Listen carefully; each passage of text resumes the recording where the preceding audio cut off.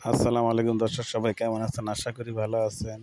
তো দেখতে পাচ্ছেন আমাদের হাঁসগুলি আজকে সারাদিন বৃষ্টি আর বৃষ্টি, একবার খোয়ারে ঢুকাই একবার বের করি, এরকম করতে করতে আমার সারাদিন চলে গেছে। কারণ চীনা হাঁসগুলির গায়ে বৃষ্টি পড়লে এগুলি অসুস্থ হয়ে যায়, পরে অনেক টাকা লেগে যায় ওষুধের কারণে।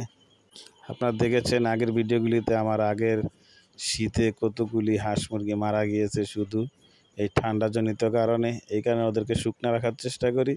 যতবারই বৃষ্টি হয় ততবার আমি খাবারে ঢুকিয়ে ফেলি ওদেরকে। আর এখন যেহেতু ওরা একা না, আমার 60টি হাঁসের পাশাপাশি ওদের বাচ্চাও আছে, প্রায় 14টি বাচ্চা। সবাই দোয়া করবেন।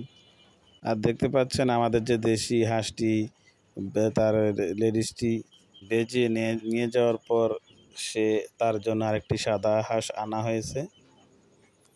দেখতে পাচ্ছেন আমাদের বাচ্চাগুলি, বড় বাচ্চাগুলি হচ্ছে 1 মাস 20 দিনের, আর ছোট বাচ্চাগুলি হচ্ছে সম্ভবত 20-25 দিনের। আর যেহেতু সারাদিন থেমে থেমে বৃষ্টি হচ্ছে, তাই ওদেরকে আর আজকে বাইরে নামায় নেই, কিন্তু ওরা সারাদিন চিল্লাচিল্লি করতেছে বাইরে নামার জন্য। কিছুক্ষণ পর পর নিচে কাপড় পাল্টে দেওয়া লাগতেছে, কারণ ওরা মলমূত্র দিয়ে সব ভরে ফেলে। যেহেতু অনেক দিন লসের মুখ দেখেছি, আল্লাহ হয়তো আমাদের মুখ ফিরে তাকিয়েছে, তাই বাচ্চাগুলি ফোটাতে সক্ষম হয়েছি। আপনারা দোয়া করবেন। আরেকটি হাঁস ডিম দিচ্ছে, সেটাকেও বসিয়ে দেব। এগুলি হাঁস দিয়ে ফোটানো, একটি হাঁস দিয়ে ফোটানো, একটি মুরগি দিয়ে ফোটানো। যেহেতু আমার হাঁস সংখ্যায় কম, এই কারণে ডিম বেশি হয়ে যাওয়ার কারণে মুরগি দিয়ে বসাতে হয়েছে। আর ভাগ্য ভালো যে আমাদের যে মুরগিটি ছিল সেটি সময়মতো কুচে চলে আসছে, এই কারণে সেটা দিয়ে বসিয়ে দিয়েছি।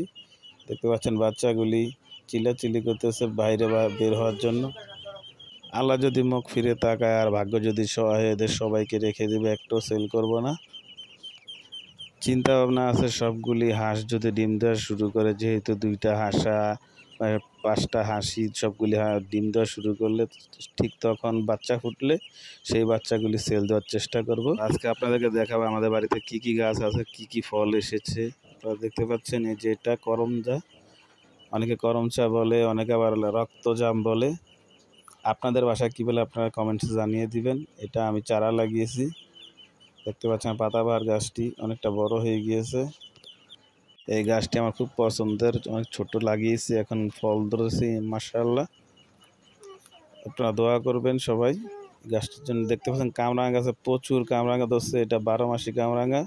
কিন্তু কামরাঙা না খাওয়ার কারণে কামরাঙা নিচে পড়ে একবারে বেগতিক অবস্থা হয়ে থাকে। দেখতে পাচ্ছেন একবারে পুরো গাছ ভর্তি কামরাঙা, কিন্তু কেউ খায় না, আমরাও খাই না। আমাদের বাসাতে যেহেতু মানুষ কম, এই কারণে খাওয়া হয় না। আপনার যদি লাগে এসে নিয়ে যেতে পারেন। দেখতে পাচ্ছেন আমাদের হাঁসিটা বেজিয়ে নিয়ে যাওয়ার পর এখন আবার একটি সাদা হাঁস আমার ছোট ভাই নিয়ে এসেছে আমাদের হাঁসাটির জন্য। এর আগে আপনারা দেখেছেন আমাদের যে কালো খরগোশটি, তার বেটি খরগোশটি মারা যাওয়ার পর তার জন্য সাদা একটি খরগোশ নিয়ে এসেছে। দেখতে পাচ্ছেন হাঁসটি অনেকটি ভিজে গেছে সবগুলি হাঁস, সেই কারণে বারবার ওদেরকে খাবারে ঢুকাতে হচ্ছে। বৃষ্টির কারণে বারবার বৃষ্টি আসে। দর্শক, আমাদের ভিডিও কেমন লাগে অবশ্যই কমেন্টস সাবস্ক্রাইব জানিয়ে দিবেন। দেখতে পাচ্ছেন আমাদের জাম্বুরাগুলি গাছে এবার প্রথম জাম্বুরা ধরেছে, অনেকগুলো জাম্বুরা ধরেছে, গাছ ভর্তি জাম্বুরা। কার কার পছন্দের ফল অবশ্যই কমেন্টসের মাধ্যমে জানিয়ে দিবেন। দর্শক, আজকের মতো ভিডিও এতটুকু। সবাই সুস্থ থাকবেন, ভালো থাকবেন, আর আমাদের চ্যানেলটিতে অবশ্যই সাবস্ক্রাইব করে আমাদেরকে সাপোর্ট করবেন। আর আজকের মতো এতটুকু। সবাই সুস্থ থাকবেন, ভালো থাকবেন। আল্লাহ হাফেজ।